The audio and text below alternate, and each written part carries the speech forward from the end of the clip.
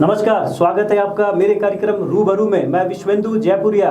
झारखंड में जब राजनीति की बात होती है तो कांग्रेस पार्टी को हमेशा पिछलग्गू के तौर पे देखा जाता है। कहा जाता है कि उसे स्टेपनी की जरूरत होती है। पार्टी में बहुत अंतर्कलह है, बहुत विवाद है, बहुत गुटबाजी है। इसी मुद्दे पर मेरे साथ बातचीत के लिए पार्टी प्रवक्ता राजीव रंजन जी मौजूद है। राजीव जी, बहुत बहुत आपका स्वागत है। सबसे पहले जानना चाहेंगे, राजनीति में आपकी शुरुआत कहाँ से हुई? देखिए, छात्र जीवन से ही मैं राजनीति से जुड़ा और चूंकि पारिवारिक पृष्ठभूमि भी ऐसी रही कि हमारे दादाजी छोटानागपुर कांग्रेस के प्रथम अध्यक्ष थे और आज़ादी का झंडा रांची पहाड़ी पर उन्होंने ही फहराया था। और जब पहली असेंबली कंस्टिट्यूट हुई 1936 से लेकर के 1964 तक, जब तक वो जीवित रहे तब तक वो रांची टाउन से या तो एमएलए या एमएलसी रहे। और उसके बाद मेरे चाचा जी हुए, स्वर्गीय आरपी राजा जी, चचेरे चाचा जी, ज्ञान रंजन जी, इन सबों का सानिध्य मुझे मिला। तो एक प्रकार से कह सकता हूँ कि एक डीएनए में ही मेरी राजनीति है। और मैं सर्विस ज्वाइन किया, मैंने असिस्टेंट मैनेजर मार्केटिंग के तौर पर डीसीए श्री राम ग्रुप जो है उसमें काफ़ी लंबे समय तक जॉब भी किया। लेकिन फिर वही है, कहीं ना कहीं वो खींच लाया, समाज सेवा का जो जज्बा था वो मुझे राजनीति में आने को मजबूर कर दिया। और तब से लेकर के आज तक लगातार मैं राजनीतिक जीवन के माध्यम से समाज की सेवा करने में तल्लीन हूँ। 135 साल पुरानी पार्टी है कांग्रेस। तब की पार्टी, जब आपके दादाजी या जो भी लोग थे वो पार्टी में, और अब की पार्टी में बहुत अंतर आ गया है, ये आप महसूस करते हैं? ये वास्तविक परिवर्तन है, परिदृश्य बदला है, समाज बदला है, तो स्वाभाविक तौर पर प्रतिक्रियाएं होंगी और जो दिखाई देता है उन चीज़ों में भी आपको बदलाव दिखेगा। पार्टी के बारे में कहा जाता है कि काफ़ी गुटबाजी है, अंतर्कलह काफ़ी ज़्यादा है पार्टी में। लोग यही वजह है कि पार्टी कमजोर नहीं, गुटबाजी नहीं है। देखिए, लेकिन किसी प्रकार से लोकतांत्रिक पार्टी है, लोकतांत्रिक तरीके से चलती है, तो सबों का अपना अपना मत रहता है, लेकिन जगह पर अपने मत को वो रखते हैं। मनभेद कहीं नहीं है। अगर कहीं चुनावी लड़ाई हो या वैचारिक प्रतिबद्धता की हम बात करें, उस अवसर पर तमाम नेता एक प्लेटफॉर्म पर आपको नजर आएंगे। और हाल के दिनों में जब से सरकार यहाँ बनी, उसके पहले से ही, जब से हमारे प्रभारी आदरणीय आरपीएन सिंह जी यहाँ उनका पदार्पण हुआ, तो इन चीज़ों पर विराम लगा है, ये मैं पुख्ता तौर पर कह सकता हूँ। और बिल्कुल तरीके से और नियंत्रित तरीके से उन्होंने राज्य में यहाँ सरकार बनवाने की दिशा में कार्यकर्ताओं का मार्गदर्शन दिया और संगठन ने भी अपनी महती भूमिका अदा की। और इसलिए जब से झारखंड अलग हुआ, आज झारखंड अलग होने के कालखंड से लेकर के सबसे ज़्यादा सीटें लेकर के कांग्रेस इस बार सरकार में शामिल है। आप सबसे ज़्यादा सीटों की बात करते हैं झारखंड में, लेकिन कभी पार्टी इस योग्य नहीं हो पाई झारखंड चुनाव में कि अपने दम पे सरकार बना सके। कहा जाता है कि पार्टी को हमेशा कोई स्टेप पिछलग्गू बन के रह रही है। नहीं, देखिए, ये मैं आपको आंकड़े दे रहा हूँ। 2014 में पहले आपने झामुमो के साथ 2 बार चुनाव लड़ा, उसके बाद 2014 के चुनाव में आपने झामुमो को साइड कर दिया और अपने जेडीयू और आरजेडी को साथ ले लिया। लेकिन ये इक्वेशन भी सही नहीं बैठा और इसमें भी पार्टी को वो सीटें नहीं मिल पाई जिसकी उसे उम्मीद थी। देखिए, जो राजनीतिक परिदृश्य है और जिस प्रकार से समाज को राजनीतिक लाभ के लिए बांटने का काम किया गया, तो वोटों का ध्रुवीकरण करा करके लोग सत्ता हासिल करने के प्रयास में लगते हैं। तो जो लाइट माइंडेड पार्टियां हैं उनको एक प्लेटफॉर्म पर ला करके कांग्रेस, चूँकि हमारी जिम्मेवारी पूरे देश स्तर पर एक राष्ट्रीय दल के रूप में ज़्यादा महती होती है, इसलिए हम उस प्रकार के ध्रुवीकरण से लोगों को बचा करके और प्रदेश में अपनी राजनीतिक पृष्ठभूमि को आगे बढ़ाना या अपने वैचारिक जो अधिष्ठान है उसको लोगों तक पहुंचाने का काम कर रहे हैं। इसको इस रूप में हम देखते हैं और चीज़ों को देखने का नज़र और नज़रिए का जो फ़र्क है ना, वो दिखता है। तो आप नज़रिया समझा सकते हैं हमें कि 2005 में और 2009 में झामुमो आपके साथ था, तब लाइक माइंडेड था, लेकिन 2014 में वो आपसे अलग चुनाव लड़े। हो सकता है, सभी दलों की अपनी अपनी राजनीतिक जो आकांक्षाएं रहती हैं, कहीं ना कहीं समय और परिस्थिति के अनुकूल राजनीतिक गठबंधन हुआ करते हैं। इस बार भी हुए, पहले भी हुआ। तो बातचीत के क्रम में अगर गठबंधन टूटा तो हम अलग अलग चुनाव लड़े, इसमें कौन सी बड़ी बात है। आपके जो उस वक्त के अध्यक्ष अजय कुमार, उन पर भी काफ़ी आरोप लगे। पूरे कार्यकाल में वो कमेटी का गठन तक नहीं कर पाए, फिर पार्टी छोड़ के वो आप में गए और फिर वापसी किए और उनको आप लोगों ने वापस लिया। और देखिए, अगर काम करने की प्रक्रिया पर आएंगे तो पहली बार ग्राउंड रियलिटी में अजय कुमार जी ने लगातार एक क्लस्टर के रूप में, प्रभारी के रूप में लोगों को नियुक्त किया और जिस प्रकार से लोगों को काम में लगाया वो दिखाई देता है। और उनके जाने के बाद भी डॉक्टर रामेश्वर उरांव जी के नेतृत्व में लगातार विधानसभा प्रभारियों के जरिए कमेटी जरूर नहीं बनी, लेकिन वही बोला ना मैंने कि स्वरूप बदल गया। विधानसभा प्रभारी हो, आपके बूथों तक हमारे प्रभारी बने, कार्यकर्ताओं को नियुक्त किया गया, क्लस्टर प्रभारी बने, उनके जरिए हम लोगों ने चुनावी मैदान में अपनी उपस्थिति दर्ज कराई। और मैं सल्यूट करता हूं अपने यशस्वी कार्यकर्ताओं को, जिन्होंने अपने केंद्रीय नेतृत्व के सभी आदेशों का निर्वहन करते हुए, एक महती भूमिका अदा करते हुए, जो वास्तविक विषय थे, जिन विषयों को लेकर के प्रदेश की राजनीति ढुलमुल चल रही थी, या कहें कि जनता के गाढ़ी कमाई के टैक्स के पैसे का दुरुपयोग करके इवेंट मैनेजमेंट के तर्ज पर रघुवर सरकार जो चल रही थी और समाज पिछड़ता जा रहा था, विषाक्त वातावरण था, ये हकीकतें तब सामने आई जब हम सरकार में आए और सिर्फ डपोर संघ की घोषणाओं के जरिए राज्य की जनता को दिग्भ्रमित करने का जो काम किया जा रहा था, वो चीज़ें अब सामने आ रही हैं। सिर्फ लूट तंत्र चला रखा था हर जगह इन लोगों ने। पर आपकी पार्टी के कार्यकर्ता कहते हैं कि सरकार में हम हैं, लेकिन हमें वो इम्पोर्टेंस नहीं मिल पा रहा है। पार्टी कार्यालय में कार्यकर्ताओं की उतनी भीड़ नहीं उमड़ती जितने मंत्रियों के यहाँ, जो कांग्रेस के मंत्री हैं। नहीं, स्वाभाविक है, हाल है कांग्रेस का। नहीं, पार्टी कार्यालय में भी भीड़ उमड़ती है। मैं तो रांची में रहता हूँ, लगातार पार्टी के में कार्यकर्ताओं की कार्यालय में भीड़ उमड़ती रहती है। और आपने जो विषय उठाया है, मैं उस पर जवाब जरूर दूंगा कि अब आपने कल ही देखा होगा कि हमारे जो प्रदेश अध्यक्ष हैं वो दिल्ली गए हुए हैं, प्रभारी महोदय यहाँ आए थे।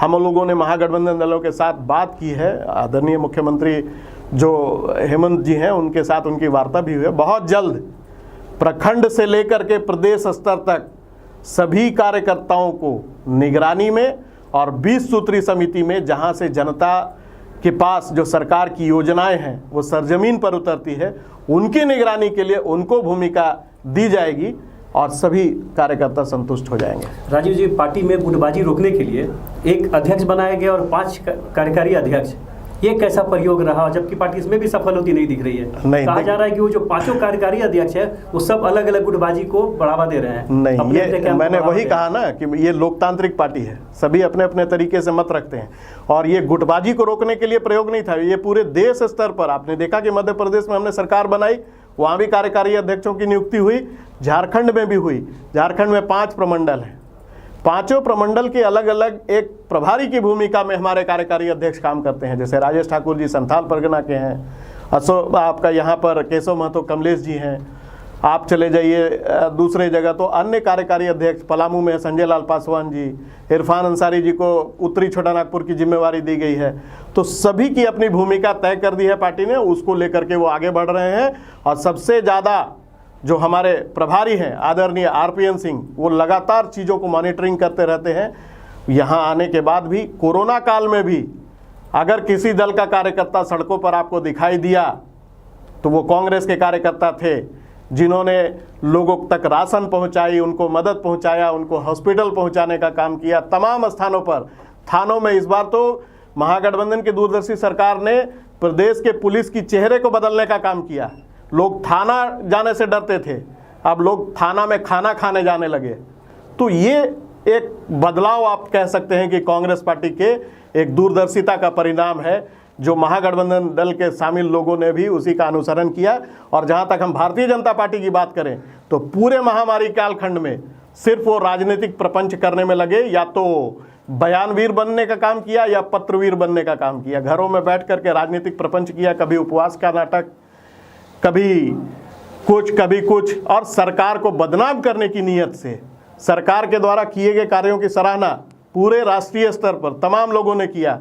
आपने देखा कि जिनके पाँवों में चप्पल नहीं थी, पहली बार उनको हवाई जहाज के जरिए झारखंड में प्रवासी मजदूरों को लाने का काम हेमंत जी और डॉक्टर रामेश्वर उरांव जी के नेतृत्व में करने का काम इस महागठबंधन की दूरदर्शी सरकार ने किया।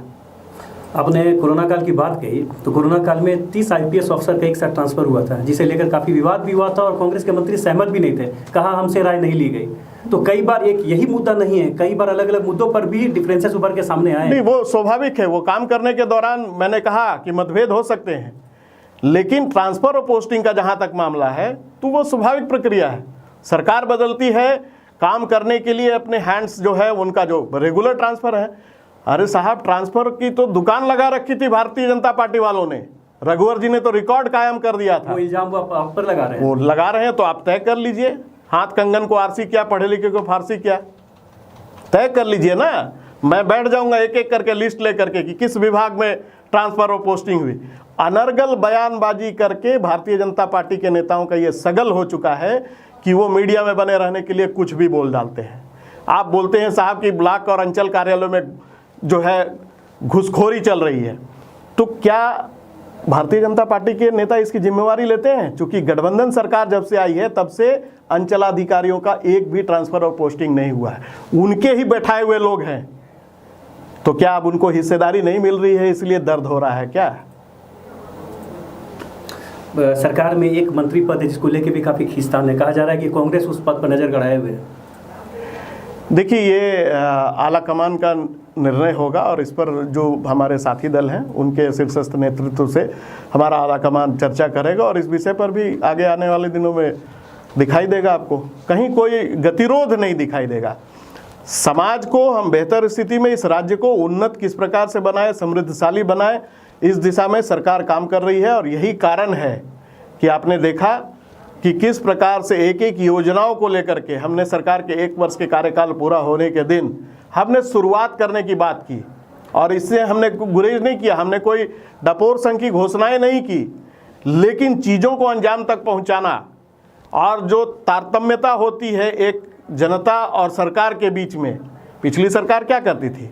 गाँव में जाकर के चौपाल लगाने का ड्रामा करती थी, लेकिन योजनाएं कहाँ तक सफलीभूत हुई?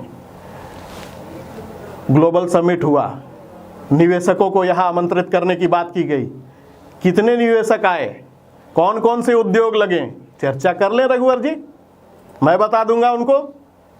तो सिर्फ सरकार में बैठ करके इवेंट मैनेजमेंट के तहत अपने चेहरे को चमकाने का काम करने वाले लोग हमको आईना दिखाने का काम ना करें। इस सरकार के कार्यकाल में 15 लाख लोगों का राशन कार्ड से जोड़ा गया है। आपने तो साहब 11 लाख लोगों का राशन कार्ड खत्म करवा दिया था। हमने किसानों को 1 रुपए में 50,000 का ऋण 2,000 करोड़ का माफ करने का काम किया। आपके कार्यकाल में तो 13 किसानों ने आत्महत्या कर ली। हमारे राज्य में एक भी भूखमरी से मौतें नहीं हुई, आपके राज्य में लगातार भूखमरी से मौतें होती रही। आपने जो भ्रष्टाचारियों था उसको संरक्षण देने का काम किया। आपने अपनी संस्था एसीबी को पंगु बनाने का काम किया, जबकि हेमंत जी के नेतृत्व में, डॉक्टर रामेश्वर उरांव के नेतृत्व में एसीबी को बल दिया गया। और आप देखिए कि पिछली सरकार में जिन्होंने भी गलत कार्य किया है वो आज नप रहे हैं। शिक्षकों के भीतर जाने की तैयारी चल रही है। कई चीज़ों को आपने देखा कि सिलसिलेवार तरीके से जांच हो रहा है और लोग जाएंगे।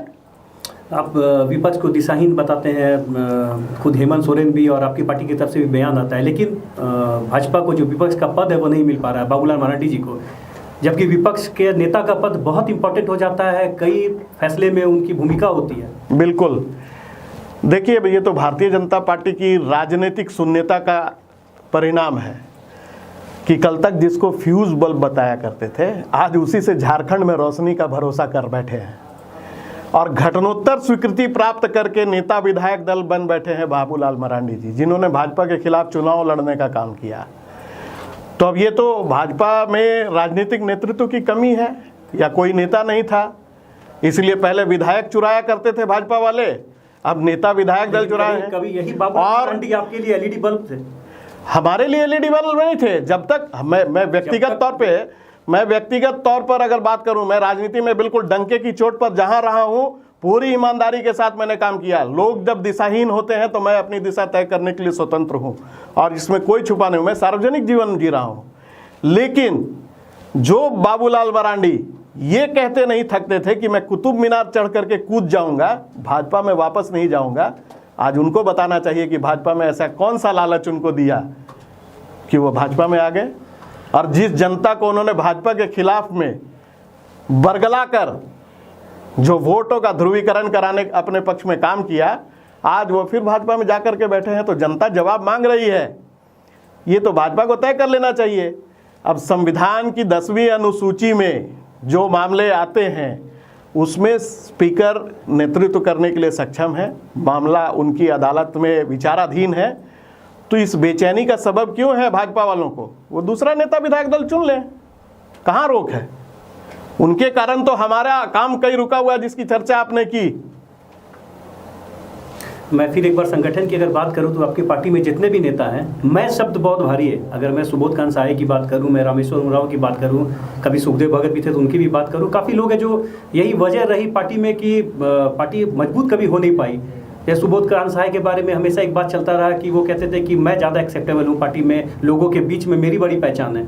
इसे लेकर भी पार्टी बहुत कमजोर हुई और नेता जो वर्कर है वो भी काफ़ी मायूस हुए हैं। नहीं, मुझे तो नहीं लगता है कि इसमें कहीं कोई ये है, मुझे कहीं इस प्रकार की बातें दिखाई नहीं देती है। जो पार्टी में नेता, बड़े नेता है, वो मैं सबको ज़्यादा प्रश्रय देते हैं। वो कहते हैं कि मैं पार्टी से बड़ा हूँ, ऐसी कुछ बातें उनके हाव भाव से उभरता जो आपके कार्यकर्ता कहते हैं। ये मैं नहीं कह रहा हूँ, ये कार्यकर्ता से निकल के आई है बात, इसकी वजह से पार्टी को बड़ा नुकसान हो रहा है। मुझे ऐसी कहीं कोई बात दिखाई नहीं देती, और मैंने पहले ही कहा कि चीज़ों को देखने का नज़र और नज़रिया अपना होना चाहिए, और अगर किसी कार्यकर्ता को कोई इस बात की बात दिखाई देती है तो उसको उचित प्लेटफॉर्म पर इस बात को रखना चाहिए। और जहाँ तक मैं शब्द का प्रयोग है, सार्वजनिक मंच से आप देख लेंगे कि लगातार कहीं भी हालिया दिनों में तो कहीं इस प्रकार की कोई बात नहीं आई। किसी भी स्टेज की अगर हम बात कर लें जहाँ सारे वरिष्ठ नेता चीज़ों को शेयर करते हैं, तो मुझे कहीं ऐसी बात नहीं दिखाई दी। हाँ, पार्टी प्लेटफॉर्म पर अगर किसी को किसी से कोई विरोधाभास है तो लोकतांत्रिक तरीके से हमारी पार्टी चलती है, और चीज़ों को अपने आला कमान के पास, अपने नेतृत्व के पास रखने की आज़ादी हमारे यहाँ है। आपके 5 कार्यकारी अध्यक्ष हैं, लेकिन कहा जाता है कि 3 जो हैं उनकी ज़्यादा चलती है पार्टी में। नहीं, ये इस प्रकार का दुष्प्रचार किया जा रहा है, मैं इसको सिरे से खारिज करता हूँ। बात अगर मैं अपने हज़ारीबाग की करूँ तो यहाँ पर कार्यकारी अध्यक्ष हैं, काफ़ी गुटबाजी है पार्टी में, और कार्यकर्ताओं में भी बहुत नाराज़गी है। तो पार्टी फुल टाइम अध्यक्ष की नियुक्ति क्यों नहीं कर पा रही है यहाँ? इसके तहत पर इसको अलग रूप में अगर हम देखने का प्रयास करें तो कहीं ना कहीं हमारे यहाँ नेतृत्व की कोई कमी नहीं है। वो चीज़ों को बुनियादी तौर पर, पुख्ता तौर पर रखने के लिए जाने जाते हैं। अभी प्रक्रिया शुरू हुई है, आप देखेंगे कि बहुत जल्द बढ़िया तरीके से संगठन, और अभी हाल में ही कमेटी की घोषणा हुई है। अब तो कार्यकारी शब्द हट गया, अब तो जिला अध्यक्ष और उनकी पूरी कमेटी पुनर्गठित कर दी गई है, और हाल में ही प्रेस में भी इसकी सूची सुपुर्द कर दी है। तो कार्यकारी का मामला मुझे यहाँ कहीं दिखाई नहीं देता। झारखंड में अगर पार्टी की बात करूँ तो कोई ऐसा चेहरा नहीं जिसको आगे करके पार्टी चुनाव लड़ सके। कभी ऐसा हुआ नहीं। पार्टी ने कभी मुख्यमंत्री चुनाव भी लड़ा तो किसी को घोषणा भी नहीं किया कि मुख्यमंत्री का हमारा उम्मीदवार कौन है। तो कहीं ना कहीं इतनी बड़ी पार्टी, इतनी पुरानी पार्टी, 135 साल पुरानी पार्टी, और ये हाल है। नहीं, इसको दूसरे रूप में देखें ना। हमारे जो प्रतिद्वंदी थे उन्होंने तो चेहरा रखा था, अब की बार 65 पार, क्या हुआ उनका हाल? हमने कलेक्टिव लीडरशिप के तहत चुनाव लड़ा, और हमारे यहाँ नेतृत्व की कोई कमी नहीं है। हमारे यहाँ ये व्यवस्था नहीं है कि हम कल तक जिसको फ्यूज बल्ब बता लें आज उसकी को अपना नेता मान लें। हमारे यहाँ अगर उत्तरी छोटा नागपुर में आइए तो कई नेतृत्व ऐसे हैं, बड़े नेता हैं जिन्होंने चुनाव में जीता भी। राजेंद्र बाबू आज हमारे बीच नहीं रहे, लेकिन नए लोग उभर करके आ रहे हैं। पुराने लोगों का भी वर्चस्व कायम है समाज में, लोगों पर, आम जनता के बीच में उनका भरोसा और विश्वास कायम है। आप चले आइए दक्षिणी छोटा नागपुर में, सुबोध जी हो गए, संथाल परगना में चले जाइए, फुरकान साहब हो गए, दीपिका जी हो गई, बादल जी हो गए, सारे लोग, कहीं कोई नेतृत्व का अभाव नहीं है। पलामू चले जाइए, केएन त्रिपाठी हैं, बाकी बाद लोग हैं। हमने लातेहार में भी लातेहार मनिका में भी हम लोगों ने चुनाव लड़ा, रामचंद्र जी आए। कहीं नहीं, हमारे यहाँ कलेक्टिव लीडरशिप का मामला है। इसीलिए हम लोग किसी चेहरे को चमका करके, और जिस प्रकार से उन्होंने जनता को दिग्भ्रमित करने का काम किया, अब की बार 65 पार, तो कहाँ चले गए? वो तो बेचारे विधानसभा में भी नहीं आ पाए। आपके यहाँ नेतृत्व की कमी नहीं है, कलेक्टिव आपके यहाँ लीडरशिप की बात आप कर रहे हैं। बिल्कुल। तो ये पिछलग्गू का जो तमगा है ये कैसे दूर होगा पार्टी का? कोई पिछलग्गू की बात नहीं है। मैंने कहा कि अगर बात निकलेगी तो दूर तक जाएगी। 1990 से लेकर के भारतीय राजनीति का जो परिदृश्य बदला है अब तक, कहीं ना कहीं समय और परिस्थिति के अनुकूल तमाम पार्टियां गठबंधन करती हैं। भारतीय जनता पार्टी गठबंधन नहीं की है क्या? राज्य में उसका गठबंधन था ना भाई। इस चुनाव में ये जनता को दिग्भ्रमित करने के लिए भले ही अलग अलग लड़े, लेकिन पर्दे के पीछे से वो लड़े। बड़े भाई की भूमिका में रही है, स्वाभाविक है। जबकि कांग्रेस पुरानी पार्टी हो के भी अब वो धार, वो पैनापन नहीं दिखता है। नहीं, आप देखें कि लगातार इन दिनों जमीन पर कार्यक्रम किए जा रहे हैं। आज आपके बीच यहाँ आपके शहर में हूँ तो कार्यक्रम के निमित्त आया हूँ। जो 3 काले कानून कृषि के क्षेत्र में केंद्र सरकार ने लाया है, बगैर विचार मीमांसा के, विपक्ष को बगैर भरोसे में लिए हुए, किसानों को बगैर भरोसे में लिए हुए, उसके खिलाफ एक सजग राजनीतिक विपक्ष होने की भूमिका पूरे देश स्तर पर तय की जा रही है। तो हमारे केंद्रीय नेतृत्व के आह्वान पर, डॉक्टर रामेश्वर जी के निर्देश पर आज सभी जिला मुख्यालयों में जो पत्रकार वार्ता है वो आयोजित की गई। आप कल हमारे यहाँ सभी प्रखंडों में किसानों को लेकर के अधिवेशन किए जा रहे हैं। 13 तारीख को पदयात्रा का कार्यक्रम है। हमने 2 बड़ा राजभवन मार्च किया। परसों रांची में जनाक्रोश मार्च था, जिसमें 20,000 से भी ऊपर किसानों ने मैदान में उतर करके अपना आक्रोश दर्शाने का काम किया। अब ये अलग बात है कि संसद में कल तक जो खुद आंदोलन की उपज बताए जाने वाले लोग थे, वो आंदोलन जीवी के उपमा दे करके आंदोलन को बदनाम करने की कोशिश कर रहे हैं। और किनके ऊपर आप आरोप लगा रहे हैं साहब? किनको देशद्रोही और गद्दार बता रहे हैं? जिनके बच्चे बॉर्डर पर जाकर के शहादत को प्राप्त करते हैं, तिरंगे में लिपट करके आते हैं, आप उनको देशद्रोही बताने का काम कर रहे हैं। सिर्फ अपने चंद पूंजीपति मित्रों को लाभ पहुंचाने के लिए महामारी के कालखंड में ऐसी क्या आवश्यकता आ गई थी कि आप इस प्रकार के सुधार ले? आपकी सुधार जो लाए गए। राजीव जी, प्रधानमंत्री ने कल जो राज्यसभा में बयान दिया है, कई मुद्दों पर उन्होंने बातें कही और क्लियर करने की कोशिश की। सबसे जो विवादित था MSP, उसको लेके भी उन्होंने कहा कि वो था, है और रहेगा। तो केवल मौखिक जो है ना, उनका कहना है कि विपक्ष नहीं, मैं आपने कह दिया, मैं अब मेरी बात भी पूरी सुन ले। उन्होंने कहा कि आखिर काला क्या है? काली आपकी सोच है, काली आपकी नीयत है, जो आपने पूरी लोकतांत्रिक परंपरा को धत्ता बताते हुए अपने पूंजीपति मित्रों को लाभ पहुंचाने के लिए इस प्रकार के काले कानून लाए। आप MSP है और रहेगा तो इसको कानूनी अमली जामा पहना दीजिए ना साहब, किसने रोका है? हम स्वागत करेंगे, कांग्रेस के लोग सड़कों पर उतर करके आपका स्वागत करेंगे, लेकिन वो दम नहीं है आप में। आप तो सबसे कमजोर सरकार निकले, जिसने तिरंगे का अपमान करवाया, अपने लोगों को भेज करके किसान आंदोलन को बदनाम करने की कोशिश की, और आज तक दीप सिंधु नहीं पकड़ा गया। गिरफ्तारी हो गई है उनकी? सुबह हो गई होगी, मुझे नहीं जानकारी थी। तो चल, मैं अपनी बातों को वापस लेता हूं। चलिए, अच्छी बात है, लेकिन आप देख रहे हैं कि लगातार 11 बार बैठकों का दौर जारी हुआ। थकाओ और भगाओ की प्रवृत्ति किसकी है? आप साहब किसके खिलाफ आप कील ठुकवा रहे हैं? सड़कों पर सड़कों को कुड़वाने का काम कर रहे हैं। उनके ही बच्चों को उनके खिलाफ खड़ा करके रख दिया है, जवानों को, जिन किसानों के आज आंदोलन में उतरने का काम करना पड़ा है। अब उनको कहीं किसान का समर्थन दिखाई नहीं देता है। अब आंखों पर उन्होंने पूंजीपतियों का जो काला चश्मा है वो लगा के रख लिया है। अब पूछते हैं काला क्या है?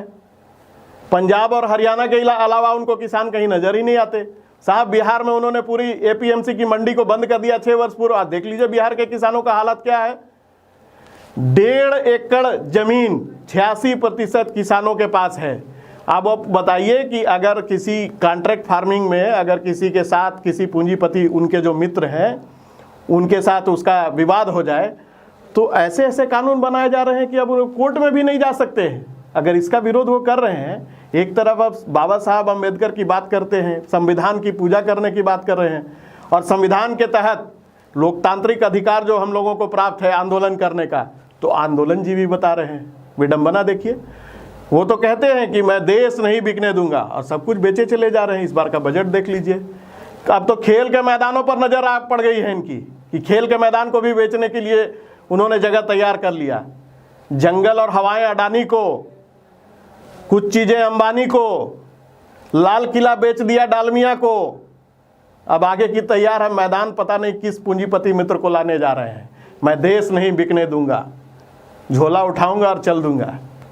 आपने किसान आंदोलन की बात की, अगर मैं वापस राज्य झारखंड पर रहूं, तो बाबूलाल मरांडी जी परमंडली जो दौरा कर रहे थे, उन्होंने उसमें आरोप लगाया था, कई आंकड़े भी दिए थे महिला अत्याचार को लेकर। कहा सबसे ज़्यादा अत्याचार महिलाओं पर हो रहा है इस सरकार में। उन्होंने जो आंकड़ा प्रस्तुत किया था, कहा था कि आदिवासी महिलाओं पर सबसे ज़्यादा अत्याचार हो रहे हैं। देखिए, सरकार महिला उत्पीड़न को लेकर के बहुत संवेदनशील है। तमाम महिलाओं में महिला पदाधिकारियों की पोस्टिंग भी की है। अगर जो घटनाएं हुई है, मैं भी उसको कंडेम करता हूं और उसकी निंदा करता हूं, लेकिन जो प्रशासन है उसका इकबाल कायम है। त्वरित केसों का निष्पादन भी हो रहा है, अपराधी जेल के शिक्षकों के भेजे जा रहे हैं। लेकिन भाजपा को अपने गिरेबान में झांकने की आवश्यकता है। और ये जो दूसरे जगह से आए हुए जो है ना घटनोत्तर स्वीकृति प्राप्त नेता विधायक दल, इनको तब जो दिखाई देता था अब दिखाई देना बंद हो चुका है कि किस प्रकार से महिला उत्पीड़न के मामले विगत 5 वर्षों के दौरान हुए, और जिस बच्ची का पिता अपनी फरियाद लेकर के मुख्यमंत्री के पास स्टेज में चढ़ा, किस प्रकार से उसको दुत्कारने का काम रघुवर दास ने किया था, ये आप लोगों ने ही दिखाया था समाज को। तो हमको आईना दिखाने का काम न करें बाबूलाल मरांडी जी। आपने एक केस हिस्ट्री बताया अभी, किस प्रकार एक महिला का फेंक दिया था आवेदन रघुवर दास ने, लेकिन अभी तुरंत मैं एक इंटरव्यू एक महिला का कर रहा था, यौन शोषण की विक्टिम थी वो महिला, और एक डीएसपी के खिलाफ उसने आरोप लगाए हैं। उस डीएसपी का फिलहाल वो उनकी पोस्टिंग जमशेदपुर में है, कोई कार्रवाई नहीं हो रही है, वो भी तब जब ये महिला मुख्यमंत्री से भी मिल चुकी है, शादी का झांसा देकर उसके साथ यौन शोषण किया गया, और उस डीएसपी ने अभी विवाह भी कर लिया है। बिल्कुल न्याय नहीं मिल पा रहा है। नहीं, बिल्कुल उसको न्याय मिलेगा।